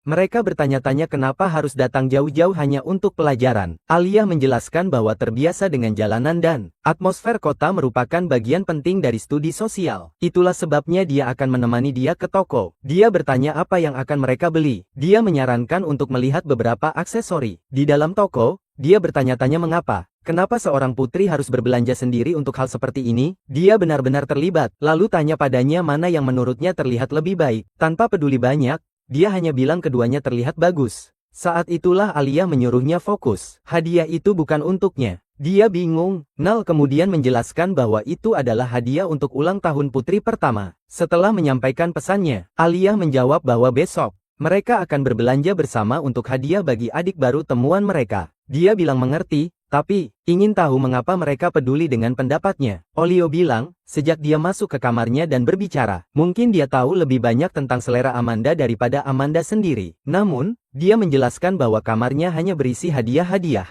dan tidak ada yang dia pilih sendiri. Jadi, apa saja bisa dipilih? Putri kedua bertanya apakah itu berarti hadiah tidak berguna. Dia menjelaskan bahwa nilai sebuah hadiah berasal dari pemberinya. Itulah sebabnya dia yakin bahwa apapun yang dipilihnya. Nala mengira anak itu baik hati, tapi dia sudah cukup. Dia hanya memberikan jawaban tercepat, segera pulang dan tidur. Meskipun begitu, putri kedua tetap bahagia. Mereka langsung membeli hadiah itu. Pembantu memuji anak kami, mengucapkan terima kasih karena berkat dia mereka mendapatkan ide ini. Melihat Alia tersenyum, dia menambahkan bahwa sangat menyenangkan melihatnya bahagia lagi. Alia berbalik, bertanya tentang pembicaraan mereka. Nala segera menutupi itu. 5 hari berlalu minimal. Mereka diundang ke pesta ulang tahun putri pertama. Tempat itu dipenuhi makanan mahal. Para tamu penting berdiri konyol di sekitar. Sangat buruk, seperti yang dia katakan. Saat anak kami mengamati semua dengan mata iblisnya. Seperti biasa, dia menyelinap mendengarkan percakapan dengan Alia, dan bertanya-tanya di mana putri kedua berada. Lalu dia melihatnya bersembunyi di balik tiang. Dia tampak gugup saat hendak mendekati adiknya. Mengingat seorang pria sedang berbicara dengan Ryu, alasannya masuk akal. Terlibat dalam percakapan itu akan sulit. Dia memutuskan untuk bermain-main dan menolongnya. Tiba-tiba muncul di samping Alia, membuatnya melompat dan bertanya apa yang dia lakukan di sana. Takafushi menjawab, kali terakhir, dia menendangku. Jadi, dia tak perlu merasa bersalah. Dia bertanya di mana keberanian itu hilang. Lalu dia mendorongnya maju. Dia langsung tersandung dan bertabrakan dengan Amanda. Semua bangsawan memandang dengan bingung. Anak kami hanya berharap ini tak menjadi bencana. Dia sudah sampai sejauh ini. Sekarang dia hanya perlu menyerahkan hadiah itu. Alia menarik napas dalam-dalam dan memberikan hadiah itu pada Amanda. Amanda ragu sejenak. Lalu buka kotaknya dan lihat isinya. Lalu dia ingin memakainya segera. Alia membantunya memasukkannya ke rambutnya. Dia bertanya bagaimana penampilannya. Alia bilang itu cocok untuknya. Amanda tersenyum, dan pesta berlanjut seperti biasa. Lalu Amanda bilang dia ingin hadiah lain. Dia ingin Alia memanggilnya kakak perempuan. Alia terkejut. Tiba-tiba, dia mengingat masa kecil mereka bersama. Lalu dia bilang akan senang melakukannya. Amanda terkejut dan mereka berpelukan dalam momen emosional. Sementara itu, Takafuji hanya berdiri di sana. Pikirannya, setidaknya masalah ini telah terselesaikan. Anehnya, Raja dan Ratu juga tampak senang dengan itu. Hal itu membuatnya berpikir, gadis-gadis ini memanjang-panjangkan masalah ini tanpa alasan. Ryu bilang pada anak kami bahwa, benar-benar ide bagus membiarkannya menangani ini. Lalu anak laki-laki itu menjawab bahwa dia telah bekerja keras untuk mewujudkannya. Jadi, dia harus mendapatkan imbalan yang baik. Kamu bilang, oke, dia berusaha mencari sesuatu yang berharga. Namun, melihat kedua putri itu, dia benar-benar senang karena berhasil. Sementara itu, Tapa Fuji, dia hanya berpikir bahwa pria ini selalu bertindak seperti pahlawan sempurna. Lalu dia pamit, bilang akan keluar untuk menghirup udara segar. Saat dia keluar, Alia mendekatinya dan mengucapkan terima kasih. Lelaki kami hanya bilang jangan khawatir, tidak ada yang mendengarkan percakapan mereka. Alia tersenyum, ia mengatakan bahwa kemampuan deteksinya benar-benar memudahkan segalanya. Fuji kemudian bertanya apakah dia merasa lebih baik. Setelah dia mulai mengekspresikan emosinya, dia marah, mengatakan bahwa jika ada yang tak pernah menunjukkan emosi, tapi tiba-tiba, terjadi pembantaian di lantai ballroom. Semua orang terkejut, dan anak kami menyadari bahwa setelah ini, Alia tak akan lagi disebut putri boneka. Teriakan bergema di lorong. Mereka berdua menoleh ke arah itu. Alia hendak lari, tapi dia menghalangi jalannya dan memerintahkannya untuk tetap diam. Ada kepala yang terbang di udara. Raja dan ratu tewas. Apa yang terjadi di sini?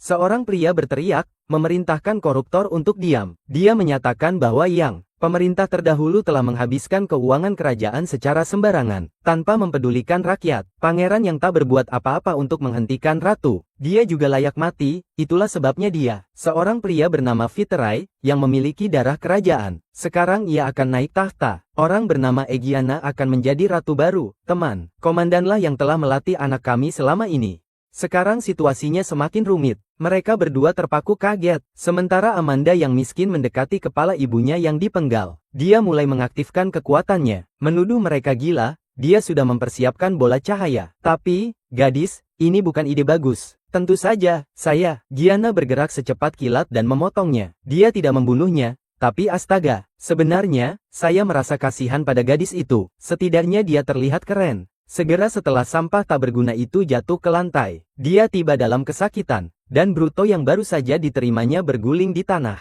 Para pahlawan terkejut, dan Agiana minta Ryu untuk tidak bergerak. Jika dia menyerang dengan cara apapun, kematiannya takkan tenang. Saat itulah Viterai berteriak, mereka hanya anak-anak dan budak dari para penyihir. Mereka telah mengkhianati kehendak penyihir. Dengan mengambil keputusan bodoh untuk memanggil para pahlawan, itu dosa besar, hanya bisa diampuni oleh kematian. Sementara Amanda menangis minta tolong untuk adiknya, Egiana. Gunting dia, apa-apaan ini, gadis? Komandan ini benar-benar membalikkan plot. Segala sesuatunya berbalik. Orang yang aku benci, sekarang saya menyukai orang yang saya sukai. Sekarang saya benci Alia, dia akan melakukan sesuatu. Namun, sang protagonis tahu itu bodoh. Dia akan berteriak minta tolong untuk adiknya. Tapi dia segera menutup mulutnya, menceritakan padanya bahwa tertangkap akan menjadi tindakan paling bodoh. Pemberontakan adalah hal terakhir yang diharapkannya. Lalu Viterai memerintahkan warga dan tentara untuk mengirim orang-orang bodoh ini. Siapa yang melawan para penyihir? Untuk bertemu mereka, seorang bangsawan berusaha bicara. Tapi pria itu ditusuk di belakang sebelum bisa menyelesaikan kalimatnya. Pemuda itu bahkan tersenyum ke langit. Dia mengumumkan bahwa dia telah membersihkan seluruh keluarga kerajaan. Siapapun yang menentang penyihir pantas mati. Takafuji terus berbisik pada Alia agar tenang. Jika tidak, dia juga akan mati. Atau, dia melakukan sesuatu yang ceroboh dan mati dengan bodoh di tempat itu. Mereka berdua melarikan diri. Saat Amanda meninggal, Rhea berlari ke tubuhnya. Dia berteriak bahwa ini gila. Tidak ada yang pantas mati hanya karena hal yang tidak berarti. Viteri hanya bilang para pahlawan masih terlalu muda. Setiap novelis yang ada di sana tidak layak mendapatkan hidup mereka. Mereka tak mengerti keadaan negara mereka yang sebenarnya. Kamu berteriak, meski begitu, mereka tak perlu membunuh mereka. Namun, Viterai hanya berkata bahwa jika dia telah melihat kejahatan kota itu, dia akan mengerti, lalu memerintahkan Agiana menangkap para pahlawan. Dia mengaktifkan auranya, tetap cantik seperti biasa, lebih berbahaya dari sebelumnya, dan menyuruh Ryu agar tidak melawan. Tapi, manusia itu tidak waras. Dia mengaktifkan Blessing Limit Break-nya, meneruskan serangan cahaya ke arahnya. Agiana hanya sedikit bergerak. Dia santai memanjangkan pedangnya dan dengan mudah memblokir serangan itu. Dia bahkan memujinya, menyatakan bahwa kekuatannya dan penilaiannya tidak buruk. Lagi-lagi, Ryu melompat maju, melepaskan badai serangan. Namun, cara Agiana dengan tenang mengatasi semuanya. Jelas, anak itu tak punya kesempatan sama sekali. Serangannya merobek-robek aula. Sementara Elway menahan barisan pertahanan, menyambut serangan pedang. Tamaki bilang mereka harus mengeluarkan Ryu dari situ, lari secepatnya. Masalahnya, mereka dikelilingi sepenuhnya oleh tentara. Menyelesaikannya tidak akan mudah. Adriana tetap tenang, sedangkan Ryu sudah lelah. Dia mengomentari bahwa bahkan Tamaki tak bergerak. Kemenangan ini akan mudah. Ryu baru saja memblokir serangan lain sebelum dia mendekat dan bertanya, apa yang akan kamu lakukan jika dia terus bertarung? Dia tak bisa menang. Lebih baik jika dia menyerah agar bisa ditangkap. Dia akan mengakhiri putri kedua sekarang juga. Alia berbaring di sana, terjatuh saat anak laki-laki kami memperingatkannya untuk segera pergi. Jika kamu tetap di sini, kamu akan mati. Kamu dengar itu? Dia ragu-ragu. Namun, dia terus mendesak, menanyakan apakah dia benar-benar akan menyerah lagi setelah semua ini. Lia mengerti maksudnya. Dia berbicara tentang adiknya, bagaimana dia meninggalkannya saat itu, dan itulah saat dia memutuskan tak akan menyerah. Dia akan bertahan hidup agar suatu hari bisa membalas dendam. Dia tak akan membiarkan Adriana menentukan cara kematiannya. Dia tersenyum dan berkata, jika itu yang terjadi, dia akan membantunya melarikan diri, tapi mulai sekarang, dia tak akan memanggilnya putri kedua, hanya Alia saja. Tiba-tiba, pedang Ryu hancur. Dia sadar tak ada harapan. Ajiana bilang, ini akhir, manusia. Dia menendang perutnya dengan ujung sepatu yang tajam. Itu menyakitkan. Pria malang itu muntah makan siangnya 3 hari lalu. Tamaki segera menyadari ini tak akan berhasil. Dia benar-benar jatuh ke tanah. Dia sadar, semakin lama mereka di sana, semakin berbahaya. Semakin berbahaya keadaan menjadi. Dia memutuskan harus menyelamatkan Ryu secepatnya. Tapi hanya dalam sekejap. Aji menghancurkan penghalang Elui dengan satu pukulan. Kedua gadis itu tercengang, tapi komandan baru saja memberi perintah untuk menangkap semua orang, pria. Tentara datang dan menurunkan kedua orang itu ke tanah. Mereka seharusnya bersyukur tidak dipenggal kepala. Lalu dia memerintahkan mereka semua dibawa ke penjara. Dan hanya untuk menambah luka, Ajiana memandang Ryu satu kali terakhir. Dia bertanya-tanya apakah dia telah membuang-buang waktu terlalu banyak, mencoba melatihnya. Alia menyaksikan adegan itu terjadi. Dia berpikir bahwa setidaknya, gadis itu tak bisa kabur sendirian. Tapi gadis itu tak sendirian. Dia membuat protagonis kita menggunakan kemampuan deteksinya. Dia menentukan koridor terbaik bagi mereka. Mereka bisa lolos tanpa disadari penjaga saat Grand. Alia tercengang dengan jangkauan deteksi orang yang dimilikinya. Dia bertanya apakah dia tahu cara menggunakan sihir. Dia menjawab hanya mengetahui dasar-dasarnya. Dia menunjuk ke ujung koridor dan bilang dalam 10 detik, 3 tentara akan muncul. Dia harus mengurus mereka. Dia ragu-ragu, bertanya apakah mereka bisa menghindarinya. Tapi dia menjelaskan itu bukan pilihan. Dia mengambil napas dalam-dalam, mengangguk padanya. Dia terus menghitung mundur. 2 detik, pedang muncul. 1 detik kemudian, dia menembakkan semburan udara. 3 bola mengelilingi kepala para tentara, membatasi oksigen mereka, mereka pun pingsan. Takafuji terkesan, tak heran dia menjadi gurunya. Alia menjelaskan bahwa menggunakan sihir lebih mudah. Ketika kamu punya waktu untuk persiapan seperti itu. Tapi kemudian dia melihat dia tampak lelah dan bertanya apakah dia baik-baik saja. Lelaki kami hanya menjawab, sayangnya, musuh-musuhnya tak peduli apakah dia baik-baik saja atau tidak. Lalu dia terus berlari. Mereka harus memanfaatkan keamanan yang melemah. Dia berhasil mengalahkan para tentara. Dia yakin tak punya kesempatan melawan Agiana. Tujuan utama kabur ini adalah agar tak terlihat olehnya. Wanita itu berada di level yang berbeda. Mereka menemukan ruangan kosong. Dia memastikan bahwa setidaknya tidak ada orang di sana. Dia mencari jalur evakuasi. Lalu tanya apakah dia oke dengan semua ini. Tanya karena manusia. Terjadi pembantaian semua pelayan di istana. Dia sangat terkejut. Mereka bahkan sampai membunuh semua pelayan. Alia berjalan ke sudut dan memanggil Nala. Nyonya, gadis miskin itu. Dia tak layak mati. Dia memeluknya erat. Lalu, anak laki-laki kami langsung mengingat apa yang dia katakan sebelumnya. Hanya dengan melihat senyum putri, dia sudah merasa bahagia. Dia terdiam sejenak. Setelah sejenak, Alia lembut meletakkan Nala untuk beristirahat dan mengucapkan terima kasih padanya karena menunggu. Dia bilang sempurna karena butuh waktu untuk pulih. Tapi pertanyaan sebenarnya sekarang adalah, bagaimana mereka akan melarikan diri? 3 pahlawan itu sudah dipenjara. Nijian menjelaskan bahwa dia telah menempatkan segel di penjara. Itu mustahil untuk dipatahkan dari dalam. Mereka lebih baik tetap di tempatnya. Tamaki kemudian menyuruhnya melepaskan borgolnya. Jika sangat aman, dia memang berpendapat benar. Tapi kemudian Ryu menjelaskan, tidak mungkin aliansi pahlawan akan diam saja. Mereka dikurung seperti ini. Mereka pasti akan dijadikan sandera. Dan borgol ada untuk mencegah mereka bunuh diri. Ajiana benar-benar memujinya. Katanya, untuk orang yang begitu mudah marah, dia surprisingly tenang. Namun, Ryu mengaktifkan auranya. Dan, dia benar-benar marah. Mereka semua, termasuk gadis-gadis, terkejut dengan niat membunuh yang terpancar darinya. Komandan mengenali tatapan itu, mengingat kembali hari-harinya di medan perang. Dia pernah melihat ekspresi itu sebelumnya. Wajah seseorang yang marah pada kelemahannya sendiri, seperti yang pernah dia alami sebelumnya. Dia terus menatap Ryu dengan penuh kemarahan. Lalu dia berpaling dan bilang dia masih muda. Dia tak akan bertahan lama jika tak melepaskan emosi-emosi itu. Jika dia tetap tenang sebelumnya, dia seharusnya bisa menyelamatkan Tamaki atau Aoi. Sekarang, ketiga orang itu terkunci. Dengannya, dia pergi, sementara mereka hanya duduk di sana seperti orang bodoh. Ryu mengencangkan tinjunya karena frustrasi, menyadari bahwa wanita itu tetap berperilaku seperti mentor bijak. Meskipun dalam situasi seperti ini, naik tangga, Igiana tak percaya mereka belum ditemukan. Tema Fuji melarikan diri lebih baik dari yang dia duga. Dia kemudian memerintahkan tentara untuk bergerak lebih cepat. Suka pada video ini, membantu Mamoru membuat konten yang lebih menarik bagi penontonnya. Nyalakan bel kecil nakalnya, lalu saya pergi.